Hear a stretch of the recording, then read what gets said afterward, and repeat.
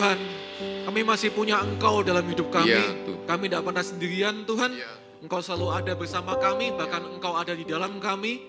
Bahkan Engkau selalu menjalankan kuasa-Mu Tuhan di dalam hidup kami. Kami butuh Engkau Tuhan Yesus. Kami tidak bisa berjalan tanpa-Mu.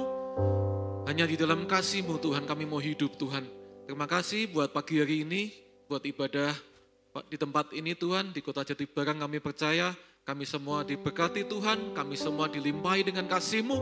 Saatnya Tuhan, kami hari ini mau dengar firman-Mu, berbicaralah Tuhan, Engkau yang pakai hamba-Mu, yang tidak ada apa-apanya ini Tuhan, untuk menyampaikan apa yang menjadi isi hati-Mu. Biarlah kami semua belajar Tuhan untuk menjadi seorang murid, hidup menurut kehendak-Mu, rencana-Mu, bukan kehendak dan rencana kami. Biarlah kami jadi pelaku firman, bukan hanya pendengar saja. Di dalam nama Yesus, kami berdoa, kami serahkan pemberitaan firman ke dalam tangan kuasa Roh Kudus. Haleluya. Amin. Silakan duduk Bapak Ibu Saudara. Oh sudah duduk ya. Tadi belum berdiri lagi ya Saudara ya. Saudara, selamat pagi. Shalom, bagaimana kabarnya? Luar biasa. Amin.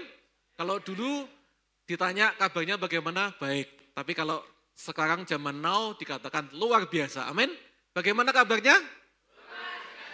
Amin, puji Tuhan. Saudara, izinkan saya memperkenalkan diri. Mungkin ada beberapa yang belum kenal ya, walaupun saya beberapa tahun lalu kayaknya pernah di sini waktu masih gedung yang lama ya, Koinsan ya. Jadi nama saya adalah Saudara Robert Kurniawan. Saya datang bersama dengan istri saya di depan sini, sebelahnya Ibu Vinja, namanya Melani, Saudara ya. Saudara, kami bukan dari kota besar Saudara ya, jangan salah paham. Kami dari kota kecil yang 11-12 dengan Jatibarang Saudara ya. Saya lahir dan tinggal di kota Blora, Jawa Tengah. Ada yang tahu mungkin? Ada yang pernah ke sana? Blora kota sate, kota kayu jati Saudara ya. Kalau Saudara di Jatibarang ini, di Brebes ini adalah masih di Jawa Tengah, kami juga di Jawa Tengah. Tapi Saudara bedanya di ujung barat, kami di ujung timur Saudara. Jadi ini pucuk-pucuk ya. Kalau dulu Kohensan pelayanan di GBI Rembang.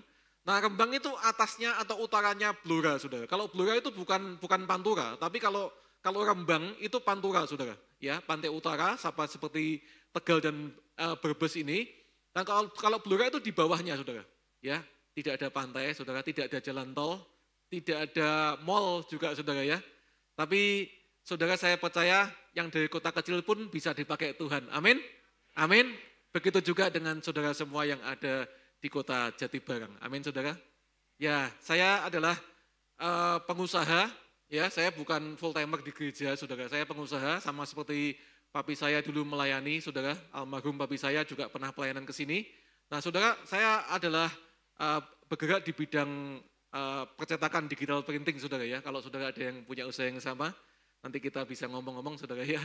Kemudian Saudara, saya juga melayani di gereja di GBI Rembang. Ya, tempat dulu Kohensan juga melayani. Saya di GBI Rembang tapi tinggalnya di Blora. Setiap minggu saya dengan istri wirawiri tahu ya Saudara ya. Bolak-balik dari Blora ke Rembang sekitar kurang lebih 45 menit. Sama seperti Tegal ke Jatibarang seperti itu. Makanya Kohensan dulu waktu masih di Tegal ke Jatibarang juga santai saja, sudah biasa Saudara ya. Sudah biasa wirawiri seperti itu. Saya juga seperti itu sampai sekarang Saudara. Tinggal di Blora, pelayanan di Kota Rembang. Nah, minimal seminggu 2-3 kali seperti itu. Dan saya bersyukur kalau saya boleh hadir di tempat ini. Terima kasih buat kepercayaan yang diberikan untuk Koinsan dengan Vinja. Kalau Vinja ini teman lama Saudara ya. Dia sama istri saya, sama saya itu satu SD Saudara. Jadi teman SD, kami sepantaran seperti itu. Kalau Koinsan enggak, itu lebih tua Saudara ya. Kelihatan ya wajahnya ya Saudara. Enggak, guyon Saudara. Baik, kita bersama-sama mulai firman Tuhan. Kita belajar bersama-sama ya. Dari slide saya bisa tampilkan. Tema kita adalah, visi di tahun ini adalah Walk with Jesus Saudara. Ya, kemudian di bulan ini kita juga ada subtema, adalah tema bulanan hidup seperti Yesus hidup Saudara. 1 Yohanes 2 ayat 6.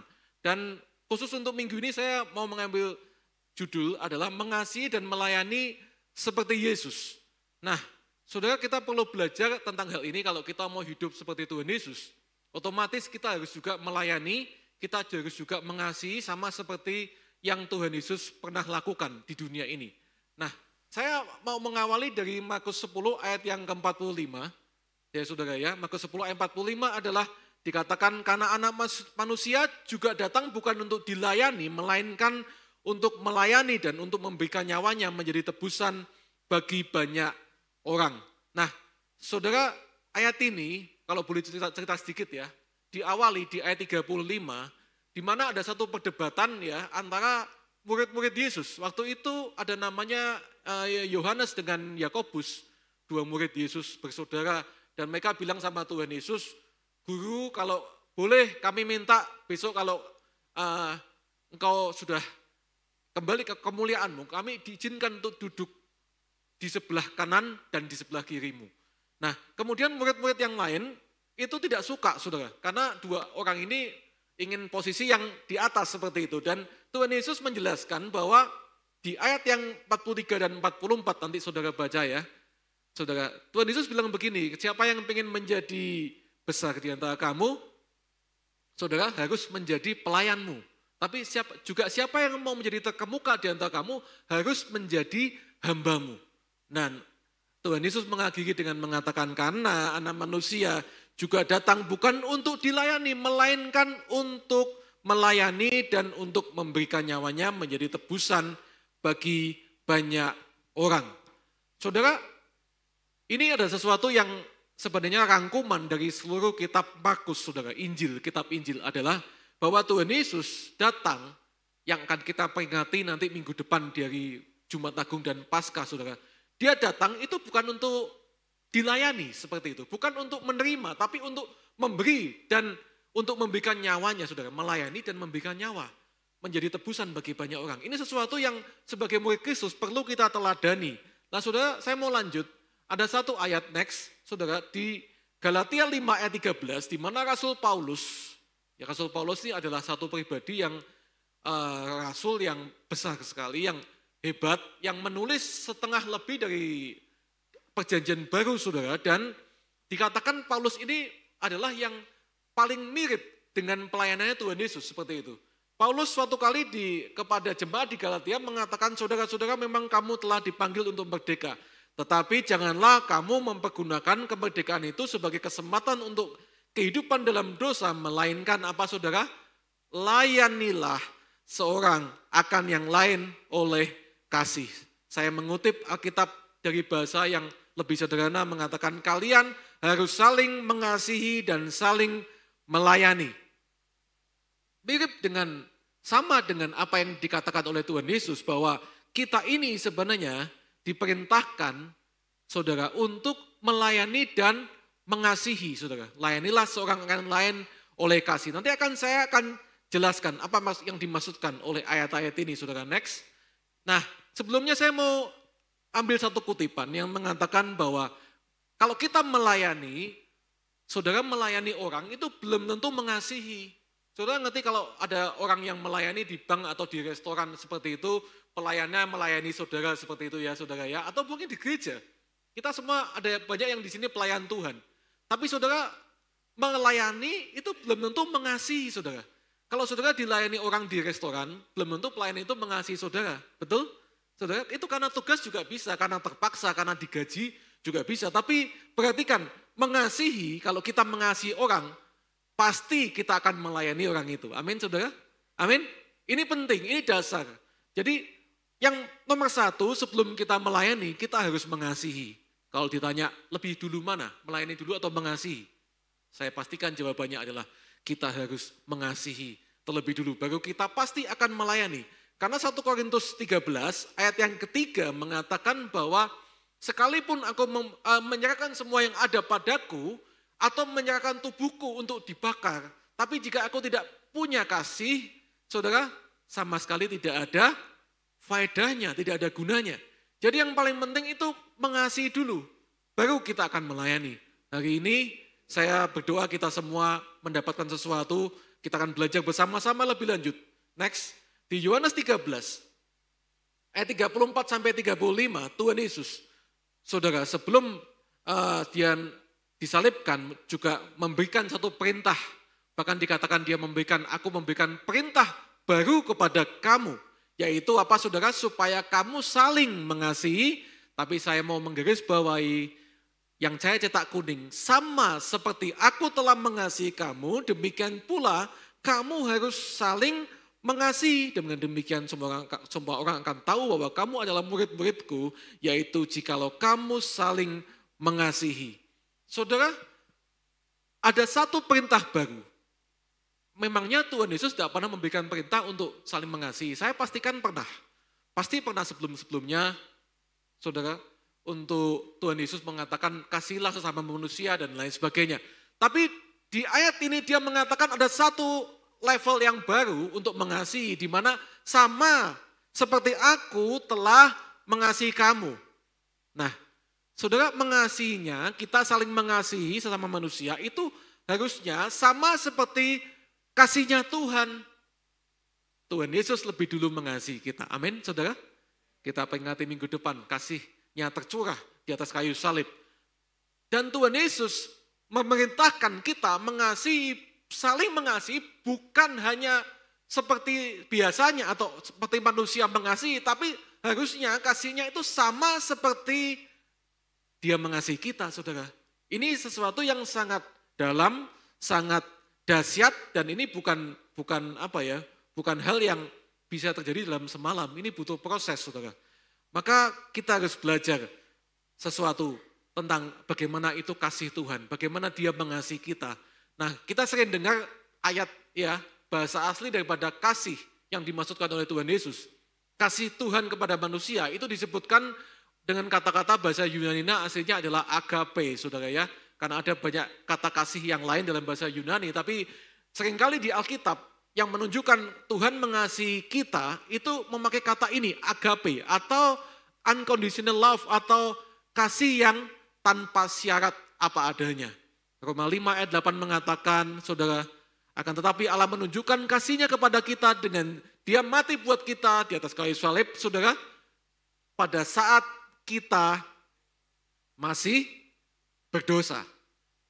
Selagi kita masih, bahkan di ayat bahasa aslinya mengatakan kita masih pendosa, masih suka hidup dalam dosa, itu Tuhan sudah mau mengasihi kita.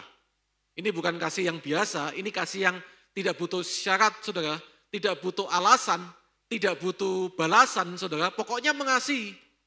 Ini kasih yang dikatakan satu keputusan. Tuhan memutuskan untuk mengasihi saudara dan saya, kita semua. Memutuskan bukan tergantung perasaan, bukan tergantung orang lain. Kalau kamu membalas kasihku, aku mengasihi kamu. Kalau kamu baik, aku mengasihi kamu. Bukan, saudara. Tapi Tuhan Yesus Roma 5 ayat 8 mengatakan, selagi kita masih berdosa, artinya kita seteru, kita menyakiti hatinya. Kita enggak baik-baik saja, kita lagi bermusuhan dengan dia. Itu ayatnya Paulus mengatakan seteru salib Kristus. Tapi dia sudah mau mati, dia sudah mau mengasihi kita. Ini sesuatu yang anomali, yang aneh. Ya, manusia biasanya kan mengasihi, kalau kamu mengasihi aku mengasihi kamu dong. Timbal balik dong. Kalau kamu tidak mengasihi, mohon maaf, aku juga tidak mengasihi kamu. Tapi Tuhan tunjukkan bahwa sama seperti dia sudah mengasihi kita, kasih yang seperti ini yang harus kita jalani, kita hidupi, kita lakukan. Di mana kita saling mengasihi, sama seperti Tuhan Yesus mengasihi kita. Bahkan saya tulis di paling bawah ini, saudara, mengasihi yang tidak layak dikasihi. Nah, saudara, saya punya satu cerita, saudara, ya. Nggak tahu saudara pernah dengar apa enggak, ada satu di Amerika, saudara, tahun 1950-60, seperti itu, saudara, ada satu mafia, saudara, mafia ketua geng namanya Nicky Cruz. Nicky Cruz ini adalah orang yang terkenal kejam pada saat itu, dan Nicky ini adalah orang yang apa ya, saudara, dia suka apa, saudara, sukanya menyakiti orang lain. Dia mengatakan dia menemukan kepuasan dalam menyakiti, berbuat jahat, bahkan membunuh orang lain, saudara. Dan orang ini adalah orang yang ditakuti pada waktu itu, hampir dipastikan dia ini adalah orang yang tidak layak untuk dikasihi, saudara. Dia dijauhi masyarakat, dianggap sampah. Tidak ada orang yang mau mendekati dia karena dia adalah orang yang sangat kejam. Tapi satu kali hamba Tuhan datang, namanya pendeta David, saudara ya. David Wilkerson, dan datang dan dia mencoba untuk menjangkau Nicky, menginjili Nicky, dan dia mengatakan, Nicky, Tuhan Yesus mengasihi kamu, aku juga mengasihi kamu. Dikatakan seperti itu. Nicky berkata, Apa katamu Pak Pendeta? Kamu jangan bilang yang aneh-aneh. Pergi kamu dari aku. Tapi hari demi hari pendeta David datang dan mengatakan hal yang sama. Niki, Tuhan Yesus mengasihi kamu apa adanya. Dan aku juga mengasihi kamu. Apa kata Niki? Pak Pendeta, kalau kamu bilang gitu lagi, akan aku pukul kamu, aku sakiti kamu. Pak Pendeta tidak menyerah. Dia tetap datang hari demi hari, setiap hari demi mengatakan, Niki, Tuhan Yesus mengasihi kamu. Aku juga mengasihi kamu sama seperti Tuhan Yesus.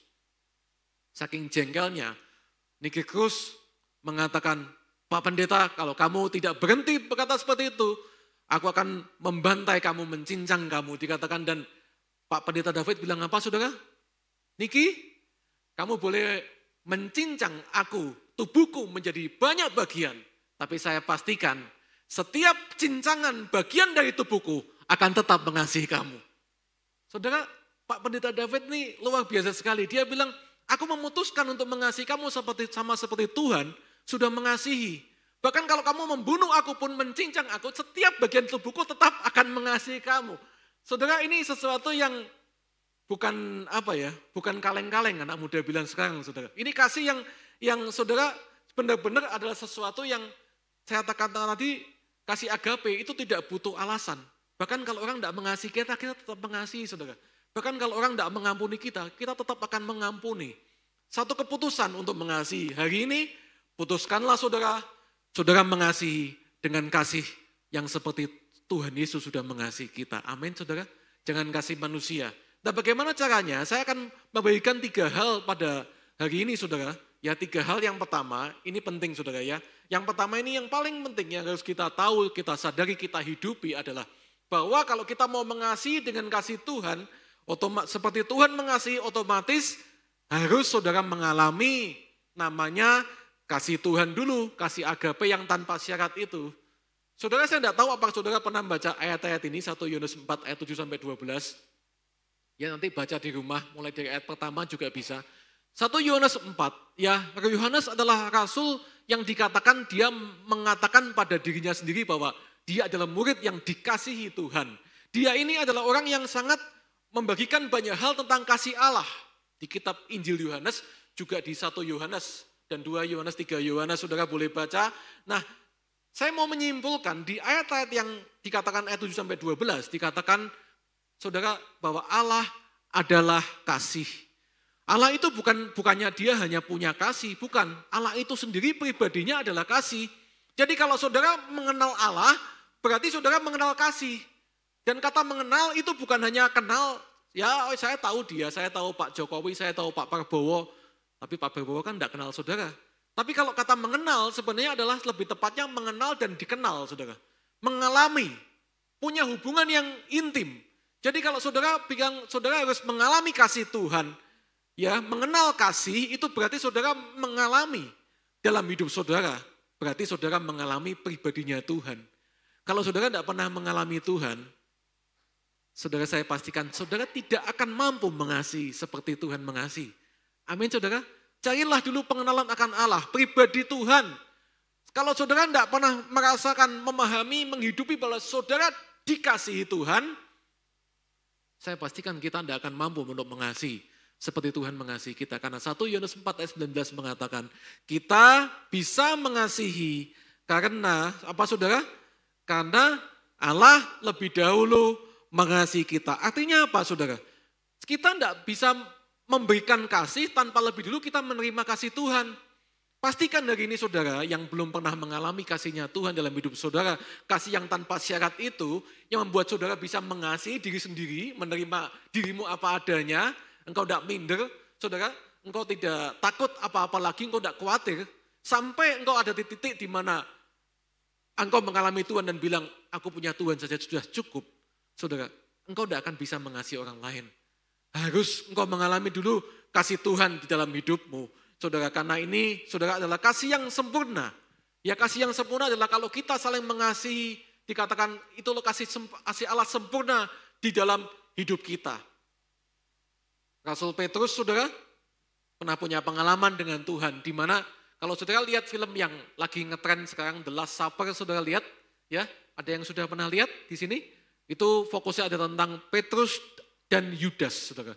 Di mana dua-dua sama-sama murid Kristus, saudara, dua-dua sama-sama mengkhianati Tuhannya. Petrus menyangkal Tuhan Yesus 3 kali, Yudas juga menjual Tuhan Yesus 30 keping perak. Sama-sama berdosa, sama-sama mengkhianati, tapi perhatikan endingnya berbeda.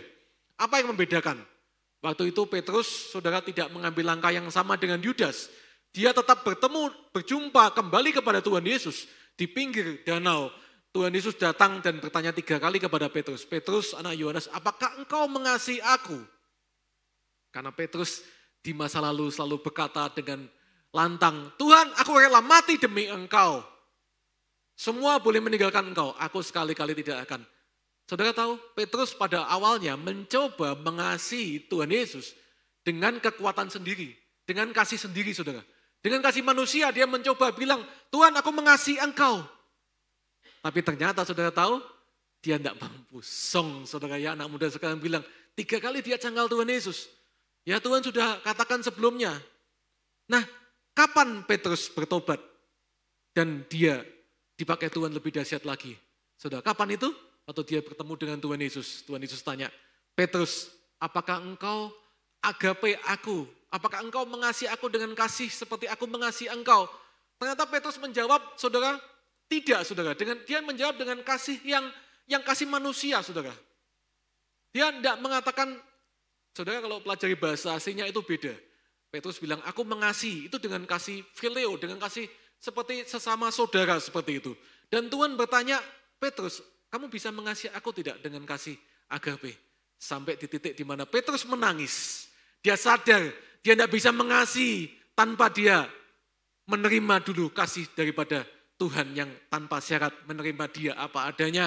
Dia masih berkhianat, dia habis berdosa kepada Tuhan. Tapi Tuhan terima apa adanya, dia menangis dan dia mengalami kasih yang sempurna itu. Dan dia akhirnya dipakai Tuhan. Dia bangkit, dia dipakai Tuhan dengan luar biasa, dahsyat. Dan dia mengakhiri hidupnya, mati bagi Tuhan dengan disalibkan, terbalik, saudara ya. Itu menurut sejarahnya Gereja Katolik, saudara ya. Saudara, Petrus mengalami kasih Tuhan. Nah, sebenarnya Tuhan Yesus datang ke dunia itu supaya manusia mengenal kasih, saudara. Supaya manusia mengenal Allah yang adalah kasih. Masalah terbesar sebenarnya adalah justru agama, saudara. Agama itu seringkali adalah sesuatu yang idealis, di mana manusia mencoba untuk mencari Tuhan dengan kekuatannya. Tapi kekristenan itu beda, saudara. Kristen itu beda dengan agama-agama yang lain. Karena Kristen itu bukan kita yang menjangkau Tuhan, saudara, tapi Tuhan yang menjangkau kita lebih dulu. Itu bedanya, saudara. Nah, sebelum kita bisa merasakan jamahan atau kasih Tuhan, saudara, kita tidak akan bisa, saudara, untuk mengasihi orang lain sama seperti Tuhan mengasihi kita. Nah, kembalilah kita kepada kasih yang semula. Kalau di kitab Wahyu Tuhan Yesus menegur satu jemaat mengatakan, aku mencela engkau karena engkau meninggalkan kasihmu yang semula. Saudara harus tahu kasih yang semula itu first love. Itu bukan kasih kita kepada Tuhan waktu kita pertama kali bertobat. Bukan, saudara. Kalau kasih kita kepada Tuhan waktu kita pertama kali bertobat, kita menyala-nyala, semangat menyalani Tuhan. Kemudian lama-kelamaan redup. Kasih yang semula bukan yang dimaksudkan, bukan seperti itu. Tapi kasih yang semula adalah yang di Efesus Paulus menuliskan, ya, kenal, saudara harus mengenal, mengerti betapa, memahami betapa panjang, lebar, dan dalamnya kasih Kristus, dan mengenal kasih itu, mengalami kasih itu. Kasih yang semula adalah kasih di mana pertama kali Tuhan mengasihi saudara. Kembalilah kepada kasih Tuhan. Amin, saudara. Kembali kepada kasih Tuhan. Saudara tidak bisa memberikan yang saudara tidak punya. Saudara tidak bisa mengasihi sebelum saudara menerima. Saudara, jangan mencoba mengasihi dengan kasih manusia, kekuatan sendiri. Karena itu saya pastikan ada batasnya. Itu tidak selamanya. Tapi alami dulu kasih Tuhan, barulah kita bisa mengasihi dengan kasihnya yang tidak terbatas. Saya tidak bisa menjelaskan lebih lanjut. Saya berdoa supaya Roh Kudus yang menjelaskan dan saudara mengalami kuasa kasih Tuhan melalui Roh Kudusnya, saudara. Tapi hari ini kita belajar dulu, tangkap dulu. Nanti saudara berdoa, ya, supaya saudara benar-benar mengalami, memahami bagaimana Tuhan itu sebenarnya sudah mengasihi saudara. Karena kalau saudara, perhatikan saudara, tidak mengalami kasih Tuhan, saudara tidak akan bisa, saudara tidak akan mampu. Tapi kalau saudara mengalami, saudara pastikan tidak bisa tidak mengasihi, tidak bisa tidak mengampuni. Ada banyak orang yang tidak bisa mengampuni. Dia bilang, apa? Aku tidak mampu, Pak. Aku tidak bisa, aku sakit hatiku. Memang saudara kalau pakai kekuatan sendiri tidak bisa. Tapi kalau saudara sudah penuh kasih Allah dalam dirimu, saya pastikan tidak bisa tidak mengampuni. Tidak bisa tidak mengasihi. Kenapa? Karena saudara tahu betul sudah diampuni. Saudara tahu betul sudah dikasihi. Orang yang tidak bisa mengampuni seringkali adalah karena dia lupa. Atau karena dia tidak paham bahwa dia sudah dikasihi, sudah diampuni. Karena orang kalau sadar betul dia sudah diampuni, sudah dikasihi, saya pastikan pasti dia akan bisa untuk mengampuni dan mengasihi. Kekuatan kasih ini besar sekali, saudara. Bahkan Tuhan Yesus pada waktu mengawali pelayanan di dunia, ini Tuhan Yesus, saudara ya, Tuhan Yesus sendiri, waktu sebelum dia mengalami pencobaan di padang gurun dan mengalami pelayanannya, saudara, setelah dia dibaptis, saudara tahu apa yang terjadi waktu Tuhan Yesus dibaptis? Ada suara dari surga. Suara Bapa di surga mengatakan apa, saudara? Inilah anakku yang kukasihi. Jadi ada semacam bekal kekuatan dari surga yang mengatakan kasih, saudara. Kasih Bapa itu tercurah kepada Tuhan Yesus. Saudara, sebelum dia memulai segala sesuatu, sebelum dia melayani dan mengasihi, dia membutuhkan satu kekuatan, demikian juga dengan kita semua. Saudara, mari kita belajar lebih lanjut bagaimana kita harus mengasihi. Yang pertama, harus dengan kasih Tuhan. Jangan andalkan kekuatan sendiri, jangan andalkan kasih sendiri.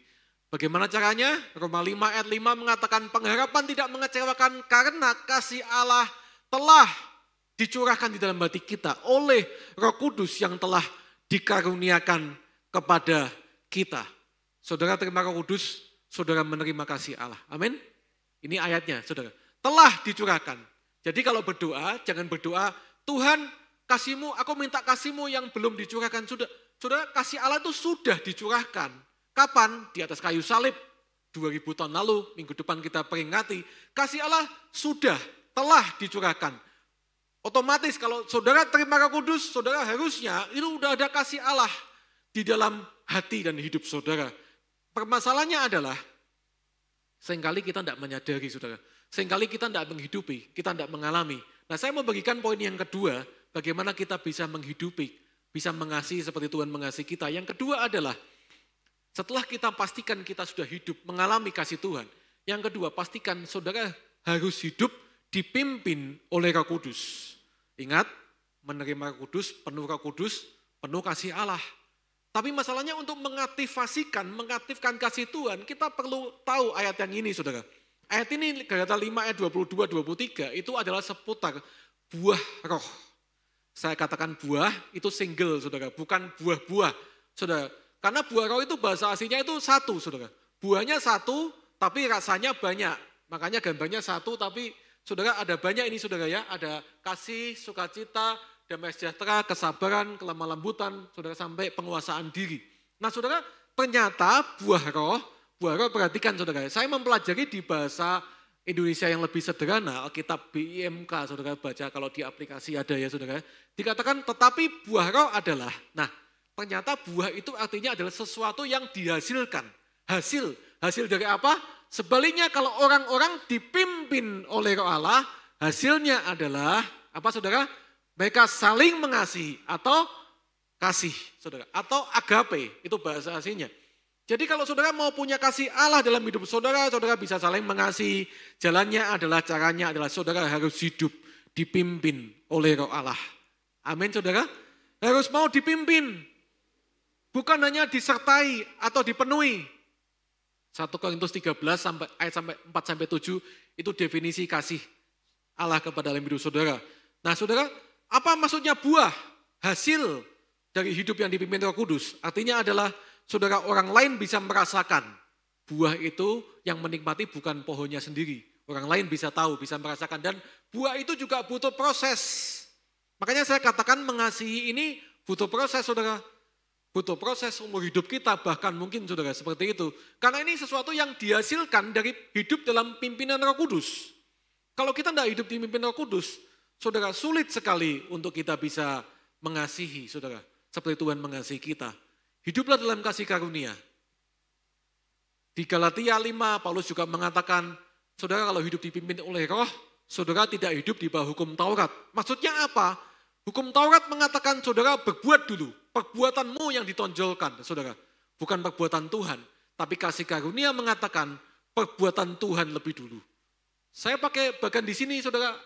Urutannya harusnya adalah saudara dikasihi atau saudara menerima kasih Allah dulu. Ya, saudara harus ada dikasihi. Kemudian saudara harus dipimpin oleh Roh Kudus. Kemudian barulah saudara bisa berbuah atau menghasilkan buah roh.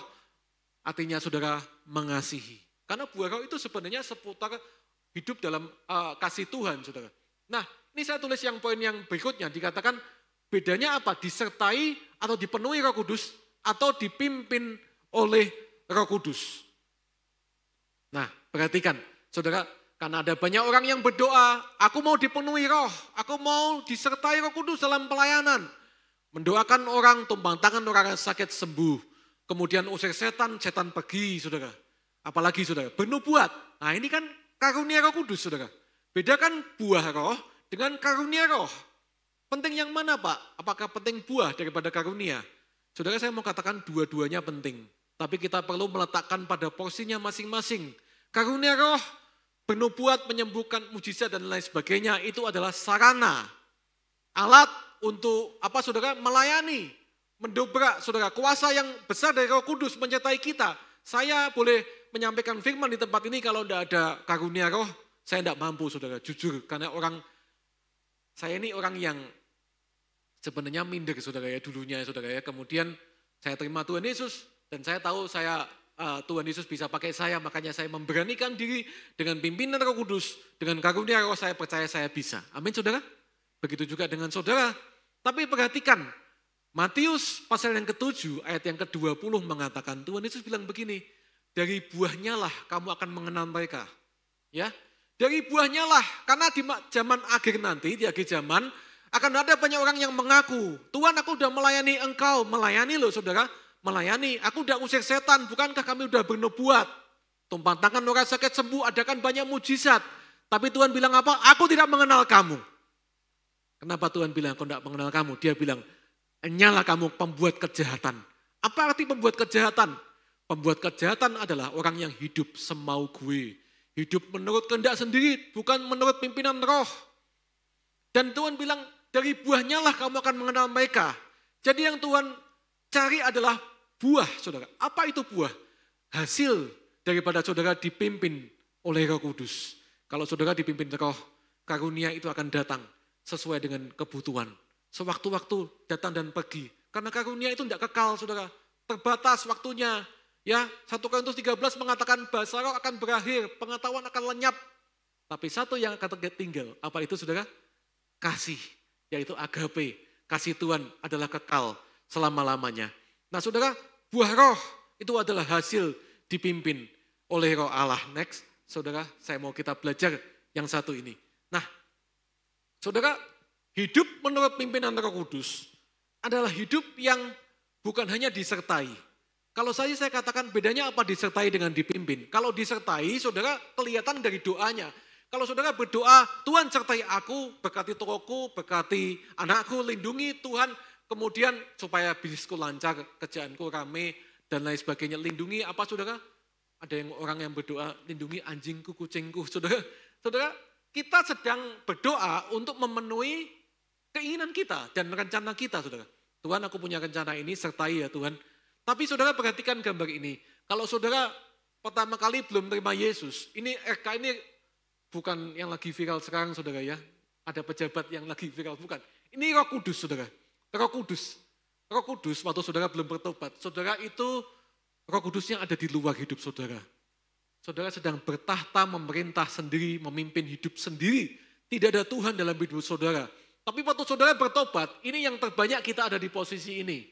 Ya, saudara, ada Roh Kudus dalam hidup saudara, tapi perhatikan posisinya, dia itu tidak memerintah, tidak memimpin.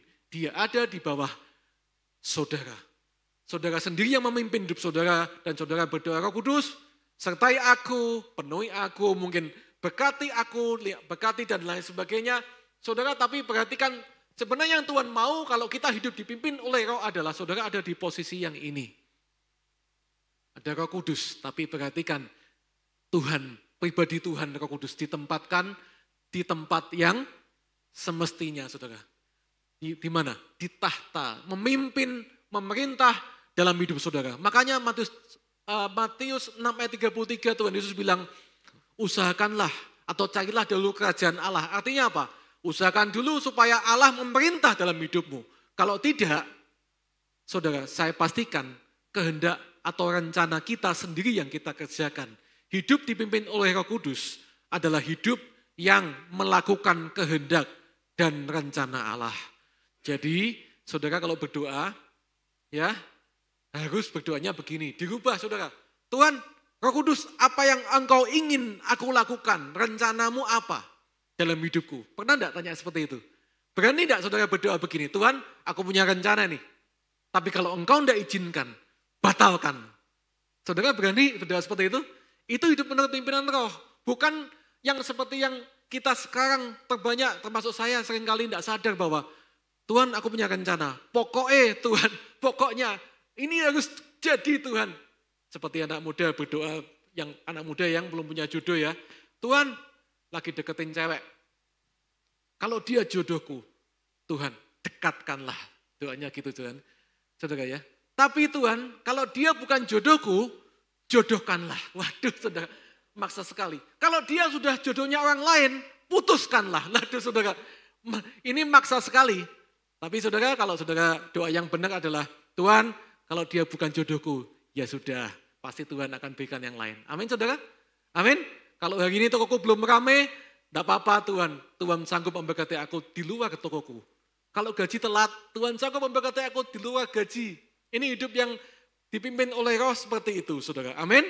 Kalau saudara hidup dipimpin oleh Roh Kudus, nanti buah itu hasilnya adalah saudara akan bisa mengasihi. Kalau saudara hidup bukan untuk diri sendiri, tapi untuk Tuhan dan kepentingan kerajaannya dalam hidup saudara. Yang terakhir, yang ketiga, yang pertama bagaimana cara kita bisa mengasihi dan melayani seperti Yesus. Yang pertama harus dengan kasih Tuhan, yang kedua saudara harus dipimpin oleh Roh Kudus. Tapi yang ketiga, ini bagian yang paling sulit. Yang terakhir ini, harus mau berkorban. Berkorban adalah apa saudara? Korban itu adalah mematikan diri sendiri saudara, kedagingan. Nah, Tuhan Yesus, saudara di Efesus 5 ayat 1 sampai 2, mengatakan kalian ya, ini saya mengutip dari Alkitab bahasa yang lebih sederhana saudara ya, jadilah penurut-penurut Allah. Dikatakan kalian ini anak-anak Allah yang dikasihinya. Poin pertama saudara, kita semua dikasihi Allah. Sebab itu kalian harus berusaha mengikuti teladan Allah. Ya saudara, dipimpin oleh Roh Kudus. Hidupmu hendaklah dijiwai oleh kasih seperti Yesus Kristus pun telah mengasihi kita. Ia mengorbankan dirinya untuk kita sebagai suatu persembahan yang harum dan menyenangkan hati Allah. Jadi saudara, tidak cukup cuma hidup dipimpin. Tapi saudara harus siap untuk korban. Karena mengasihi itu memberi. Amin saudara. Mengasihi itu berkorban. Saudara, melayani itu memberi diri. Kehilangan sesuatu, kita relakan hidup kita, diri kita. Bahkan semuanya seperti Tuhan Yesus. Untuk kepentingan orang lain. Kepentingan Tuhan, kepentingan sesama kita. Saudara, orang yang memberi belum untuk mengasihi. Tapi orang yang mengasihi pasti memberi. Memberi apa? Memberi diri untuk pelayanan saudara, untuk hidup orang lain. Nah, di kitab Roma 12 ayat yang pertama Paulus memberikan nasihat kepada kita. Karena itu saudara-saudara, persembahkanlah tubuhmu sebagai persembahan yang hidup, yang kudus dan berkenan kepada Allah. Itu adalah ibadahmu yang sejati. Saudara, kata-kata ibadah itu ada beberapa macam. Nah, ibadah yang sejati menurut Paulus adalah memberikan tubuh atau segenap kehidupan kita untuk persembahan kepada Tuhan. Persembahannya, korbannya maksudnya bagaimana? Seperti Tuhan Yesus saudara.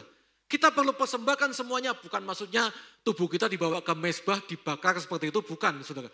Tapi hari ini kita, kalau kita mau dipimpin Roh, Paulus bilang begini, kalau engkau memberi diri dipimpin oleh Roh, artinya adalah engkau harus mematikan kedagingan. Daging ini lemah saudara, Roh itu penurut, tapi daging ini lemah. Lemah itu maksudnya bagaimana? kita kalau tidak mau memberi diri dipimpin oleh roh, mematikan daging, saya pastikan kita akan terseret oleh arus dunia. Kalau saudara tidak mau hidup dipimpin roh, pasti saudara akan terseret oleh dunia. Karena daging ini lemah, banyak sekali godaan pencobaan hari ini di dunia ini yang sangat mungkin untuk menarik kita. Nah saudara, kita harus mau untuk mematikan, menyalipkan daging. Apa itu? Hawa nafsu, keinginan, Galatia 5 ayat yang ke-20 itu banyak sekali disebutkan di situ listnya saudara. Ada emosi perasaan kita yang secara manusia yang seringkali bertentangan dengan firman Tuhan. Jadi saya katakan mengasihi dengan kasih Tuhan itu bukan perasaan. Karena perasaan itu seringkali menghalangi kita untuk mengasihi. Amin saudara. Perasaan, Bapak tidak tahu perasaan saya sih, memang saya tidak bisa lihat orang saudara. Tapi saudara Tuhan tahu dan Tuhan ngalami saudara. Tuhan ngalami bagaimana dia disiksa, disakiti walaupun dia tidak salah. Tuhan tahu perasaan saudara, tapi dia bilang mengasihi itu keputusan, bukan perasaan. Seringkali kedagingan, perasaan emosi kita, bahkan harga diri kita itu menghalangi kita untuk mengasihi. Contoh, saudara tahu bahwa saudara itu harus mengampuni. Tapi saudara tidak sanggup, tidak mau, saudara, tepatnya tidak mau saudara. Kenapa? Harga diri Pak, masa manusia tidak punya harga diri? Saudara saya mau katakan harga dirimu sudah ditebus oleh Tuhan Yesus di atas kayu salib. Amin. Jadi Tuhan Yesus sendiri itu saudara perhatikan ayat yang ini. Tuhan Yesus sendiri memberikan teladan kepada kita bahwa di Filipi 2 ayat 5-8 dia dikatakan hendaklah kamu itu menaruh pikiran dan perasaan sama seperti Kristus Yesus. Yang walaupun dia berkuasa dalam rupa Allah, tapi dia tidak anggap itu semua, tapi dia mengosongkan diri, mengambil rupa seorang hamba. Mengosongkan diri berarti dia tidak peduli harga dirinya, reputasinya. Dia akan menjadi sama dengan manusia. Dalam keadaan sebagai manusia, ia telah merendahkan diri, taat sampai mati, bahkan sampai mati di kayu salib. Itu Tuhan, saudara. Itu Raja. Bagaimana dengan kita, anak buahnya, ya hambanya, anak-anaknya. Kalau kita mau melayani dan mengasihi seperti Tuhan Yesus, bagian kita harus kita lakukan. Markus 10 ayat 43-44 Tuhan Yesus bilang apa? Saudara, siapa yang pengen jadi besar harus jadi pelayan. Siapa yang pengen jadi paling atas harus jadi hamba. Hamba bahasa aslinya itu budak. Ayat ini mengatakan mengambil rupa seorang hamba, artinya mengosongkan diri. Nol itu seperti budak pada zaman dulu. Tidak punya hak saudara, tidak punya apa-apa lagi. Bahkan seorang budak itu layak boleh dibunuh saudara. Pada zaman dulu seperti itu. Nah saudara, mari kita belajar untuk mengasihi, untuk berkorban. Itu seperti Tuhan Yesus sudah melayani, sudah berkorban, mengosongkan dirinya. Kalau dia sudah bisa mengampuni orang yang tidak bersalah, apalagi kita. Amin saudara, apalagi kita. Jangan hanya mempedulikan perasaan, karena perasaan seringkali menipu kita. Mengampuni itu keputusan, mengasihi itu keputusan. Saudara, saya mau katakan kalau ada orang menyakiti kita, memang kita tidak bisa melupakan. Tiba-tiba saudara berdoa, Tuhan aku mau mengampuni. Memori tentang sakit hati dihapus. Tidak bisa saudara, tetap ingat. Tapi saudara harus minta kasih Tuhan memenuhi saudara. Saudara mau dipimpin Roh Kudus dan saudara mau korbankan perasaan saudara untuk saudara mengampuni, melakukan perintah Tuhan. Dan saya pastikan hidup saudara akan punya yang namanya kasih yang sempurna. Melayani, mengasihi, sama seperti Tuhan Yesus sudah melayani dan mengasihi kita saudara. Dan Tuhan Yesus ini sebenarnya korbannya luar biasa sekali saudara ya. Dia korbankan semuanya, dia tidak punya reputasi saudara. Dia rendahkan dirinya.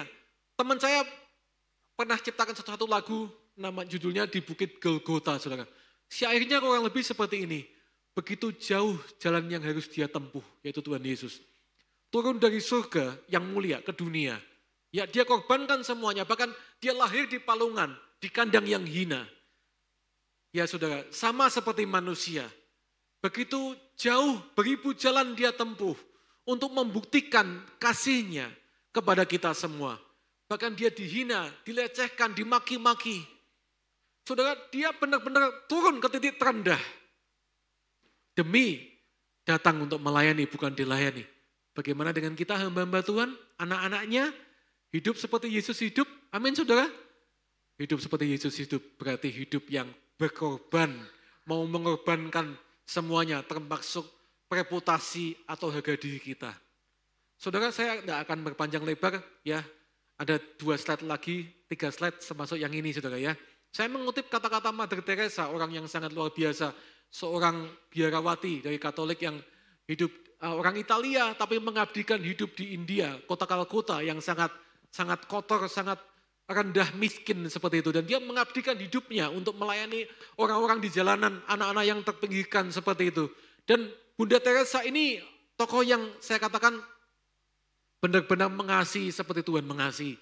Dia tinggalkan semua kemewahan hidup, ya, semua hal yang enak, yang nyaman, dan dia turun ke titik yang rendah untuk mengorbankan hidupnya untuk demi melayani orang lain dan mengasihi. Bukan orang yang dia kenal, saudara, bukan orang yang mengasihi dia, bahkan bangsa lain, tapi dia mengabdikan hidupnya. Satu kali Bunda Teresa mengatakan seperti ini, saudara. Not all of us can do great things, but we can do small things with great love. Artinya apa, saudara? Tidak semua dari kita bisa melakukan hal-hal besar. Banyak hal dahsyat yang mungkin kita ingin lakukan dalam pelayanan, dalam hal pekerjaan Tuhan. Tapi perhatikan, setiap kita masih bisa melakukan bahkan hal-hal yang kecil dengan kasih yang besar. Kasih yang besar itu apa, saudara? Kasih yang sempurna, yaitu kasih Tuhan. Sama seperti Tuhan sudah mengasihi kita. Kalau saudara punya kasih yang sempurna, kasih yang besar itu, hal-hal kecil pun yang saudara lakukan bisa berdampak besar. Amin, saudara? Mari kita belajar sebagai hamba-hamba Tuhan, anak-anak Tuhan, setia dalam hal kecil, dan Tuhan akan percayakan hal-hal yang besar dalam hidup saudara. Saudara, ini penting kenapa? Karena perjumpaan dengan Sang Kasih akan mengubahkan hidup seseorang. Saya pakai gambar di sini ada 3. Sakeus pada saat dia ini berjumpa dengan Tuhan Yesus, hidupnya berubah. Kemudian Petrus, dia jumpa dengan kasih Tuhan, hidupnya berubah. Paulus, saudara, di gambar yang paling kiri adalah orang yang jahat sekali pada mulanya, pembunuh orang Kristen. Tapi perhatikan, waktu dia berjumpa dengan kasih Tuhan, saudara, hidupnya berubah 180 derajat. Dia dipakai Tuhan dahsyat dengan luar biasa. Perjumpaan dengan kasih itu mengubahkan hidup seseorang. Saudara, kalau boleh bersaksi sedikit dari hidup saya, ya saya bukanlah siapa-siapa, saya bukan orang yang pintar ngomong, saya bukan orang yang punya prestasi atau jabatan seperti itu, tapi saudara, waktu itu saya menerima Roh Kudus dalam hidup saya, di gereja saya waktu saya masih SMA. Dan pada titik itu, saya merasakan Roh Kudus penuh dalam hidup saudara, saya berbahasa roh, dan saya tidak bisa berhenti menangis pada hari itu, saudara. Tapi perhatikan, yang paling penting adalah waktu saya memberi diri untuk hidup dipimpin oleh Roh Kudus, satu yang memenuhi hati saya adalah kasih Tuhan yang begitu dahsyat. Tuhan mengatakan, aku mengasihi kamu apa adanya, aku menerima kamu apa adanya. Mari, berbuatlah sesuatu, jadikan hidupmu alat kasihku. Saudara, suara itu terngiang-ngiang terus dalam hidup saya waktu saya lelah, waktu saya capek dalam melayani. Saya lihat orang-orang yang sudah dilayani kok tidak ada hasilnya, kemudian malah menyakiti hati saya. Roh Kudus selalu berbisik dalam hati saya, aku mengasihi engkau apa adanya. Mari lakukan sesuatu, saudara, dan saya akan selalu bangkit kuat kembali untuk melayani Tuhan. Sekali lagi, bukan dengan kekuatan saya, bukan dengan kasih saya sendiri, tapi dengan kasih Tuhan yang begitu dahsyat di dalam hidup saya. Saudara, saya akan tutup dengan quotes yang satu ini. Mahatma Gandhi, orang India, ya tokoh terkenal, ternyata hampir pernah masuk Kristen, percaya Tuhan Yesus. Dan Gandhi pernah mengatakan seperti ini, aku suka dengan Kristus, tapi aku tidak suka dengan orang Kristen, dikatakan. Kok bisa? Karena orang Kristen dikatakan pengikut Kristus, tidak seperti Kristus. Karena orang Kristen banyak yang beda dengan Kristus. Makanya Mahatma Gandhi nggak jadi saudara ikut Kristus, saudara. Padahal dia mengagumi ajaran-ajaran Kristus. Bahkan dia mengatakan seperti ini, saudara. Seandainya semua orang Kristen, pengikut Kristus, berlaku, ya bertindak sama seperti Kristus, mungkin seluruh dunia akan menjadi Kristen. Saudara ngerti maksudnya? Kalau seandainya setiap kita, anak Tuhan, bisa mempraktekkan kasih, mengasihi sama seperti Tuhan sudah mengasihi kita, bisa melayani sama seperti Tuhan sudah melayani kita, bisa berkorban, bisa mengampuni sama seperti Tuhan sudah mengampuni, melayani kita, saudara. Pasti akan ada banyak kehidupan yang diubahkan karena dia merasakan, mengalami, menerima Kristus di dalam hidupnya, saudara. Amin, saudara. Amin. Mari kita hari ini belajar sama-sama dari firman Tuhan, menjadi pelaku firman bukan hanya pendengar saja. Mari kita belajar untuk melayani, tapi diawali dengan mengasihi, sama seperti Tuhan Yesus sudah mengasihi kita.